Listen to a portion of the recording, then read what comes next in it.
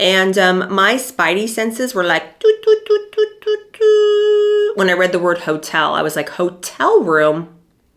I thought he lived in a high rise in the Philippines. That's what we've all heard since he supposedly relocated to the Philippines in January 2025, early this year. We had always been told throughout different media reports that he has been living in a high rise in the Philippines. But he's talking to TMZ here saying that he's safe and sound in his hotel room. Okay. Well, hello everyone. Welcome to my channel. I'm happy to have you here. My name is Jennifer and I am totally sick. You can probably hear it in my voice. It's developed into a full-blown sinus infection. It's crazy. I'm on German amoxicillin and I'm also on like a German sinus supplement and it's all coming out. So if I sound like caca, it's because I feel like caca. But I was away for a month and then as soon as I film a video, my last video that I did about Catherine's blonde hair and everything that was going on there, a day after is when it just all started. And now this is where we're at. But you know how when you've just been sick for going on 2 weeks and you're just kind of like walking around, head feeling like a balloon, but you're just still functioning and doing everything? That's pretty much how I am. But I apologize if I sound a little froggy. That is what is going on. But we need to talk. We need to talk about this Thomas Markle, Samantha Markle, Philippine earthquake story. Okay, I feel like one of my favorite comedians, Sebastian Maniscalco. If you know, you know, he's hysterical, Sebastian. I love Sebastian. But you know how in his stand-up, he's always like, what the hell is wrong with you people? What the hell is going on? like that skit where he's opening the door and he's like, what the hell are you doing here? Like, that's just how I feel about this whole shebang.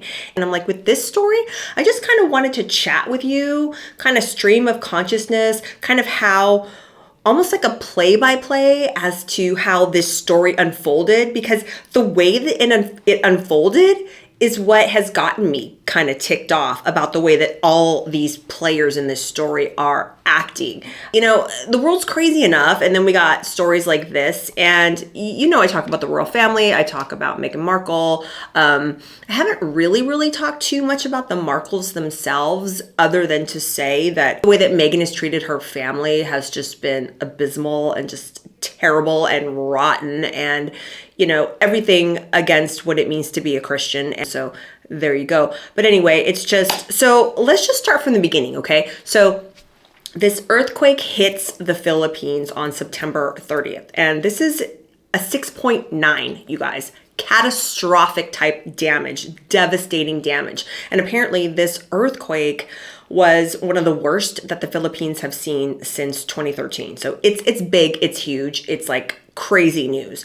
And Samantha Markle goes on X on September 30th. And I'm just going to put up a little visual for you guys. And she leaves a string of tweets. Now, I found out about this earthquake and I found out about Samantha's tweets and I found about all this watching Dan Wooten. I really do like Dan. Anyway, point being, that's where I found out about this. So in this graphic here, full quote to Dan Wooten. So basically, can we read the first tweet? Okay, let's read the first tweet that Samantha chooses to put out on her X platform after this devastating Philippines earthquake. Samantha says, "My father is stuck on the 19th floor of a building in the Philippines after a massive earthquake, and he can't walk, and he is trapped.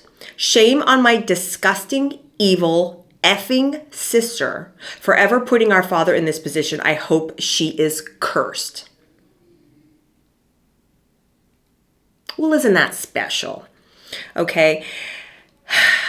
Then she posts again saying, "Karmic vengeance will be mine." Okay. Then she posts again, this time tagging Kensington Royal, which is the X account associated with William and Catherine. I guess to get the attention of William and Catherine, because I guess William and Catherine have so much to do with this story. She says, shame on Harry and Meghan, may they be damned. He gave her everything, meaning her father, and this is how she repays him. So that's the third in this wonderful cascade of uplifting posts. The fourth says, why don't Harry and, it says O. I don't know what that's supposed to mean. Why don't Harry and O spend some money and get their effing asses in a helicopter and go save my dad? And then she writes, gloves off, bitch. That's the last tweet. Now, I'm watching this on Dan's show. Dan brings Samantha on for an interview, and she is visibly upset. And she even says, you know, like she takes a deep breath and she takes a big swallow and she says, you know, I'm so sorry. I'm emotional, but, you know, he's trapped. And then I'm paraphrasing. Then she goes on to basically say that she's blaming Meghan for this. She's blaming Meghan for everything because he would not be in the Philippines. He would not be in this situation, according to Samantha, and, you know, her belief, her opinion, that she believes her father would not be in this position, trapped in this high rise in the Philippines, had it not been for the fact that, you know, all the pain and drama and just horrible treatment of Meghan. That it was Meghan that drove him to the Philippines because he wanted to be a recluse because of all the negative media attention, and that's why he's there in the first place. And maybe if she had cared and paid attention, and so she's basically blaming Meghan Markle, her half sister, for the fact that he was, I don't even want to say supposedly, because if I say supposedly, you're going to know where this story is going. But at that point, she's blaming him. That's the reason why he's trapped in a high rise in the Philippines after an earthquake. And, you know, what is like adding fuel to the fire and making this story even more like, is because, you know, he's ill. He's an 81-year-old man. He is not in the best of health, apparently can't move and take care of himself.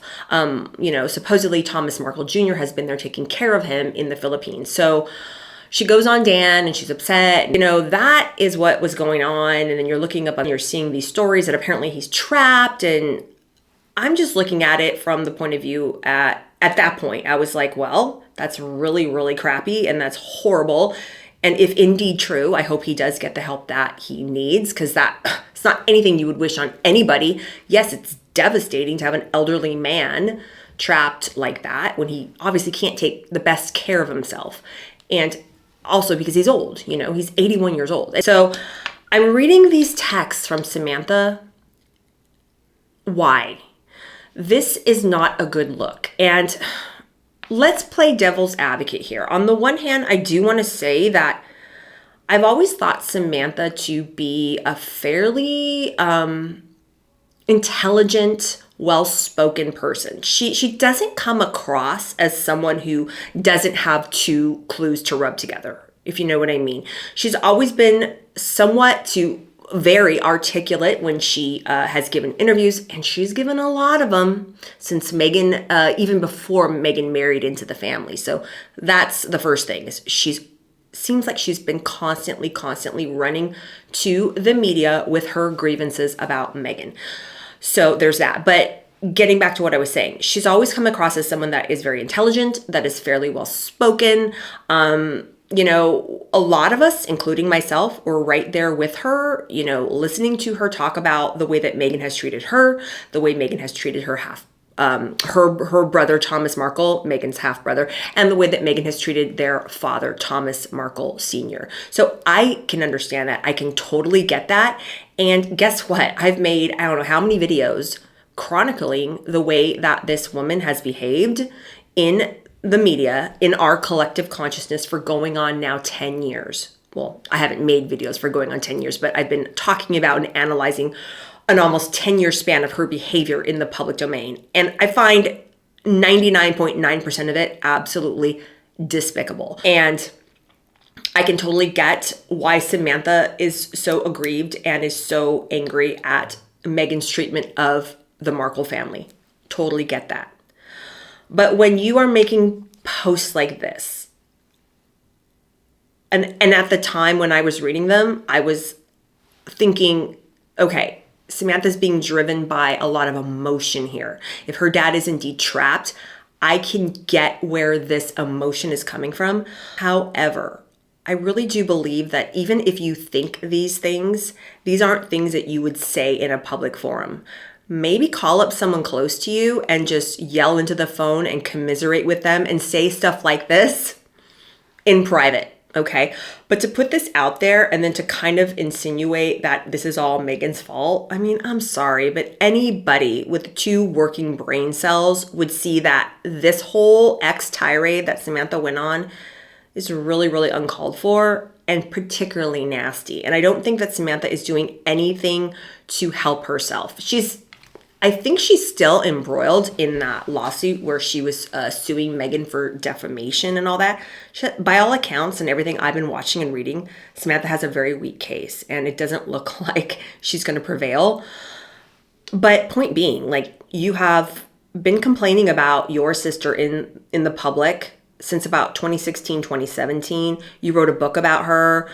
You're suing her for defamation, and you've given countless interview after interview after interview. And now this, and especially saying like gloves off, bitch, and I hope you're damned, and vengeance will be mine. And particularly reading that one, I was like, vengeance is mine, saith the Lord. You know, in the heat of the moment and emotion and passion, yeah, someone might think that, but why would you say that in a public forum?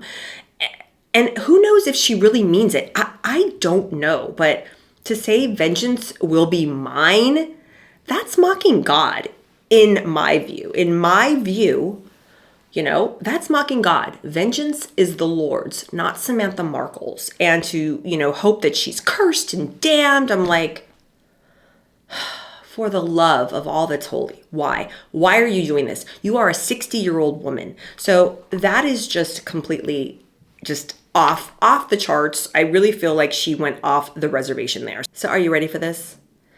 Then it comes out all over the news, and I'm going to pull up a gbnews.com article that I came across because I think it's the best one and it's pretty succinct. Comes out on October 2nd. Okay. So the earthquake happened on September 30th. Comes out 2 days later.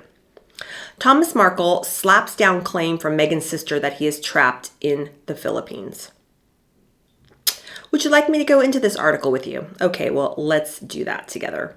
The 81-year-old said he has not spoken to his eldest daughter, Samantha Markle. Thomas Markle has slapped down a claim from Megan's sister that he is trapped in the Philippines.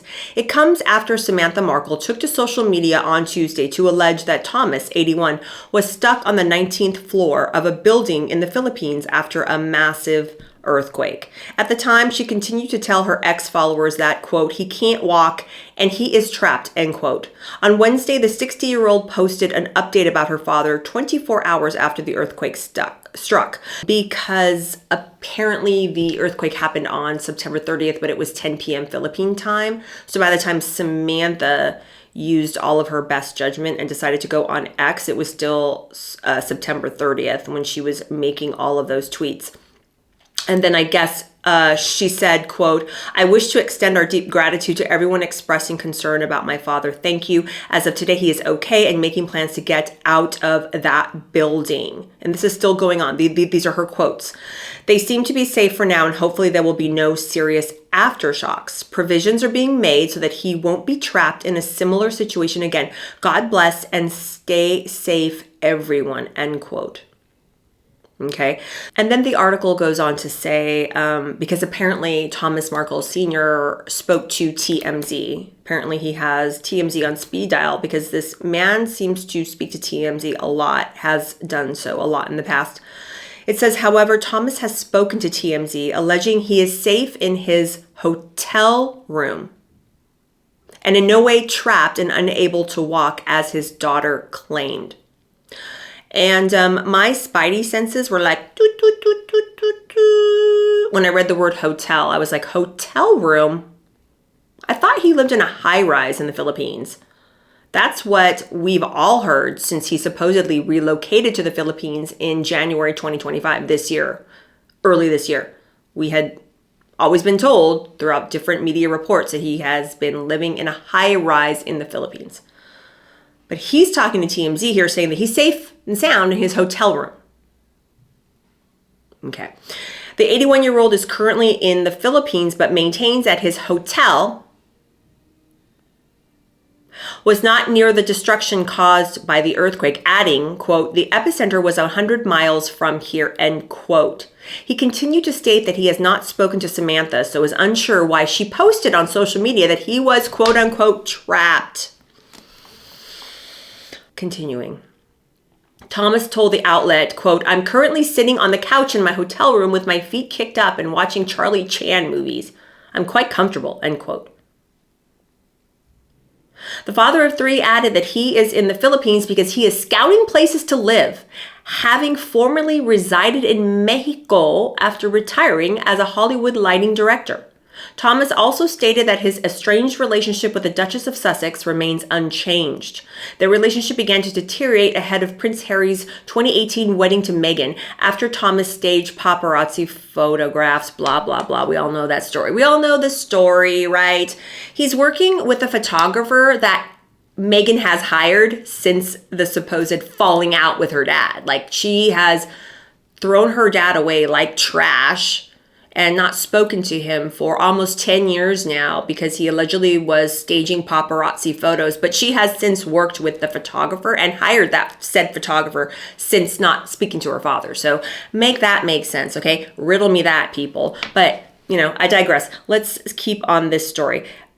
But are you like me at this point? Are you looking and listening at all this and thinking, okay, what is the story here? What is the story here, people? Are you living in the Philippines? Were you living in a high-rise in the Philippines? Were you not living in a high-rise in the Philippines? Why is your daughter saying that you're trapped in a high-rise in the Philippines if you don't even live in a high-rise in the Philippines and you're in a hotel in the Philippines, which is 100 miles away from the epicenter of this said earthquake? So I just, randomly went into Google and did a search and asked Google, how long has Thomas Markle been in the Philippines? Because, inquiring minds want to know. And you know what it says? It says Thomas Markle moved to the Philippines in January 2025 with his son for a fresh start. And as of October 1st, 2025, had been there for about 9 months. He and his son initially stayed in a hotel before renting an apartment in the city of Cebu. I hope I said that right. Probably not. But so there's so many stories circulating here. So this, according to Google AI overview, he lives in an apartment in the city of Cebu. And it's saying around June 2025, he and his son moved into a high-rise apartment in Cebu. It's like, well, not according to Thomas Markle, because according to Thomas Markle, he's living in a hotel with his feet up, watching Charlie Chan videos. Well, I guess they're scouting out places to live. So if that's the case, and he's probably been living in a hotel room since he got there, which was in January of 2025. So that's what Thomas Markle Sr. is saying. Apparently, that, and he hasn't spoken to Samantha. Where the heck is Samantha getting all this? You see what I mean? It's like, I don't really trust any of these people. I sure as crap do not trust anything Meghan Markle says or does. And now it's becoming more and more obvious that you can't really take to heart or trust any of these Markles. What the H is going on? It's like, what the hell is going on here? Which is what Sebastian would say. This is just crazy. This is so crazy. I think that what everyone needs to do is everyone needs to just put a big pause, okay? And I guess when I say everyone, I mean the Markles, Samantha and Thomas, et al. It's like, they need to just completely stop this shit show. This is a complete and total shit show. Samantha looks increasingly just hostile and unhinged. She's got a lot going on in her life. She's a 60-year-old woman that's in a wheelchair suffering from multiple sclerosis.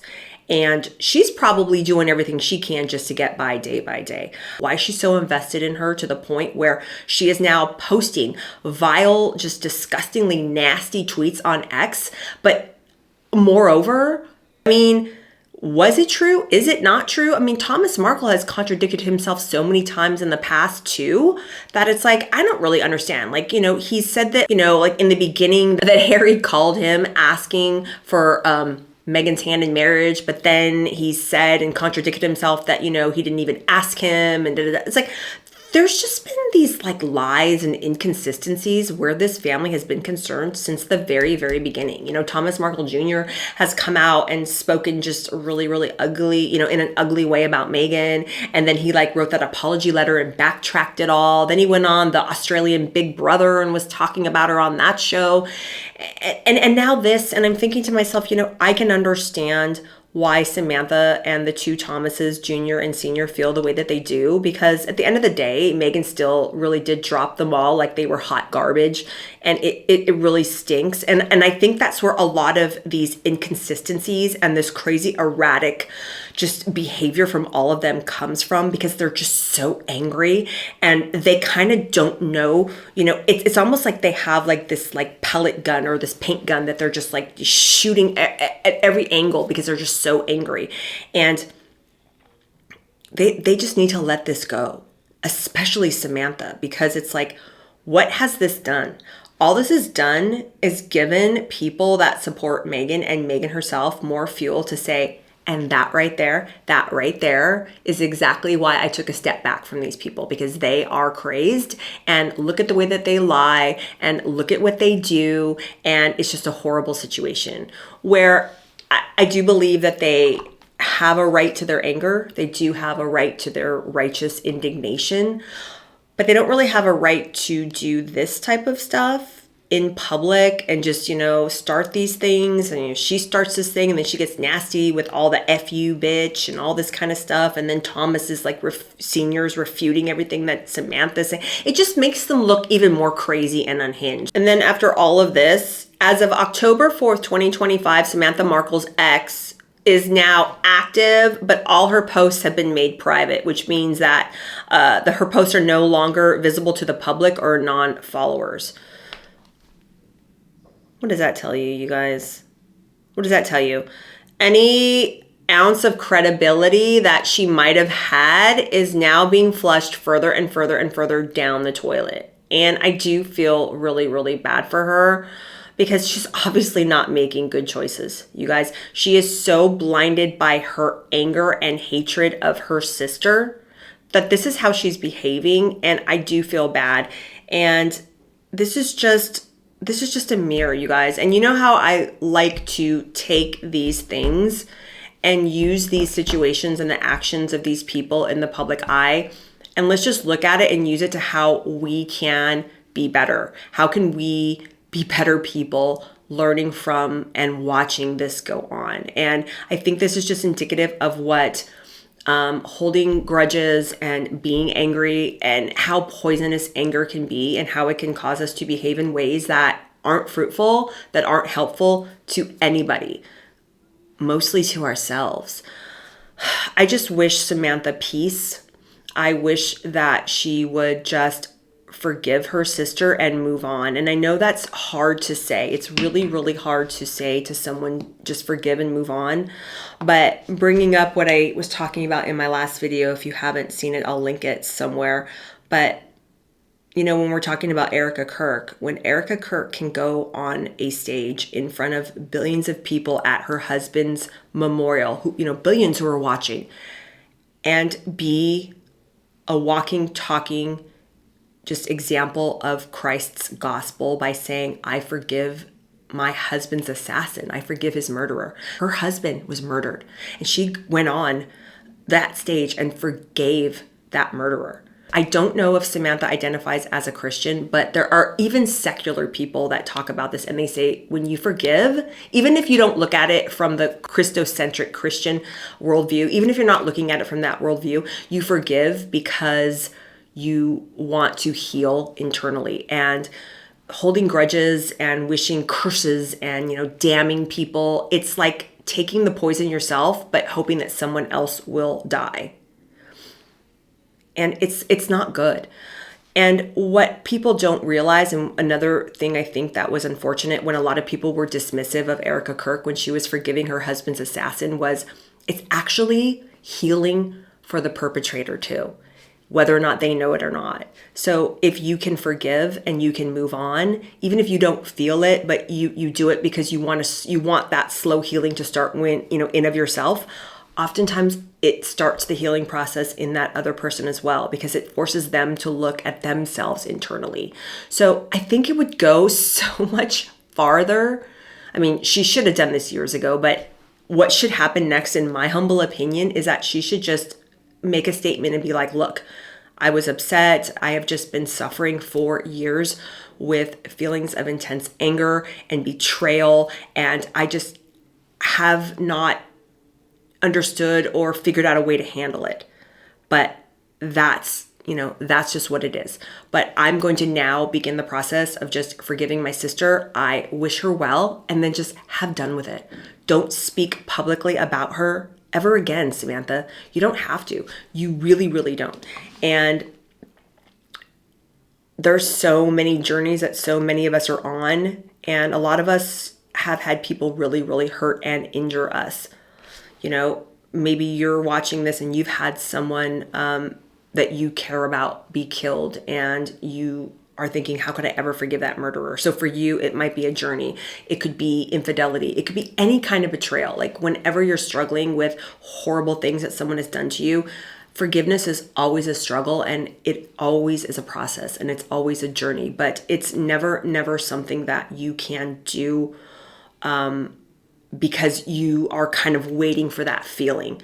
There's a wonderful priest on YouTube that I listen to and watch all the time. He is a Catholic priest who is an exorcist from Nashville, from Tennessee area, Father Dan Rehill. And I was just listening to one of his talks, and he was talking about how you're never going to feel, especially if something horrible and catastrophic has happened to you, if you have been injured, you're never really going to feel like forgiving that person of your own volition. It's from God's grace. And the best example is Christ on the cross. Like, he was stripped of all dignity, naked, being spat on. He was bloody. He was bruised. He had all types of bodily injury.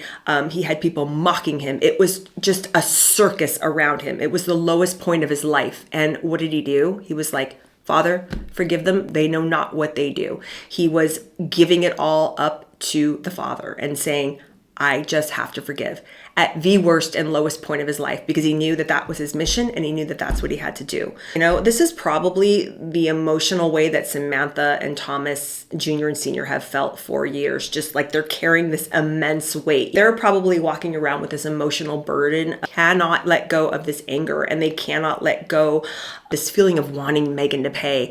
But I really feel like all it's doing is poisoning all of them, particularly Samantha. So I wish Samantha Markle peace. And I will be adding her to my prayer list because, this is just a really, really sad situation.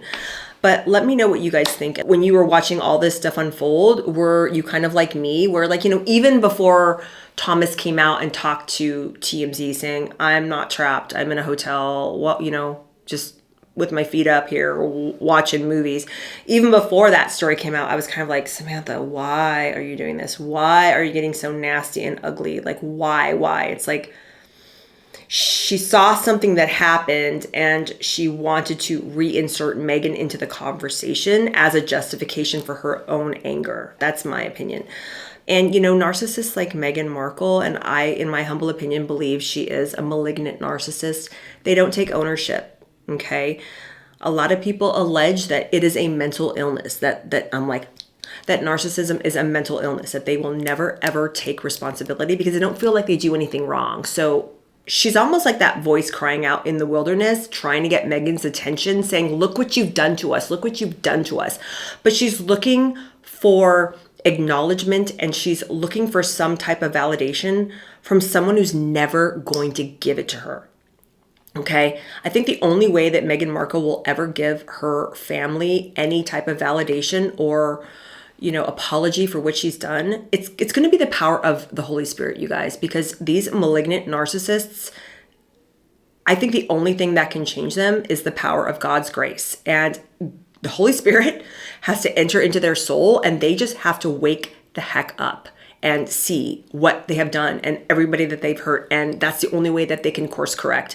Now, a lot of people they always write to me in the comments and they're like, okay, great, Jennifer.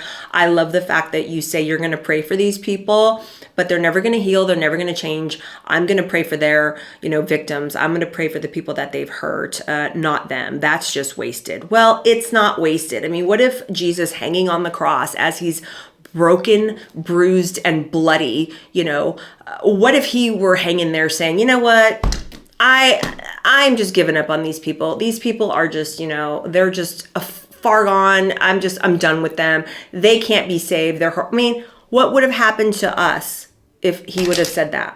You know what I mean? So Jesus is my role model, okay? So I can understand and appreciate why people say that praying for people, especially like Megan, is a big waste of time. I can understand and appreciate why people think that, but I'm just still gonna do it anyway. And it's not because it feels good to me and I wanna preach to y'all that I'm so great doing it. I'm doing it because I'm commanded to by our Savior. And I've said it before and I will say it again. So just imagine that. Maybe me saying that can kind of make you look at it a little bit of a different way. So if you maybe see and empathize with Samantha and say, well, I've been wrong to like Samantha and I could never forgive or pray for my enemy either. Well, okay, well, again, what if Christ on the cross was like, yeah, I just give up to all these people. They're just beyond, and I'm not going to waste my time. So just a little food for thought. But let me know what you guys think about all of this. I'm going to be watching this story to see what develops. I do hope Samantha goes back on her ex and maybe writes something where she can kind of explain herself a little bit and maybe just offer up an apology and just say, you know what, like, I made this up, or this is like what I'm going through, like something to heal herself. Something to heal herself and to maybe throw a little bit of grace out Megan's way, whether Megan knows she is receiving grace or not. Like, just throw a little bit of grace Megan's way. Imagine if all of us watching this video prayed for those fools that are Harry and Meghan, right? Because they are fools, okay? And yes, I am a Christian saying that they are fools because they're foolish. They behave foolishly. They have really, really hurt and damaged a lot of people. So they are fools that we need to pray for because they're causing a lot of destruction. And we need to pray for them because they are on a one-way ticket to destruction and not a good place. And people that get embroiled with them and are in their inner circle, their family members, friends that they've hurt. Do you see what type of collateral damage can happen from the destructive behavior of narcissistic fools like this? Like, look at the way Samantha's acting. Like, that's why we have to pray for all of them. So that is all. I'm getting fired up. I need to take another sinus pill, another German sinus pill, and I need to take some more amoxicillin. And I'm still trying to learn how to pronounce all of these German words. Film tablet. It's crazy. Like, it's funny. Like, when I try to pronounce German words, my husband went to 8 months of German to prepare for his job over here. We are in Germany for 3 years, by the way. Some of you guys in the comments, you're so sweet in offering your support after our international move have said, oh, like, you'll love living there and it's great. And yeah, like, I'm sure we will, but we're only here for 3 years. But anywho, he's always like correcting me because you're supposed to say W's like a V, and I still say W like a W, and he's always like, why are you saying it like that? And he'll just like pronounce it for me. Yeah, okay. I have bigger fish to fry. So yeah, let me know what you guys thought of this story. Leave your comments down below. Like if you liked the video, subscribe if you haven't already. I'm looking at my analytics and more than half of my audience is not subscribed. So if you can hit that subscribe little, deal, I would be really happy. You would make this middle-aged mama with a camera very, very happy. So thanks so much for joining me, and I will be back very, very soon, you guys. Bye.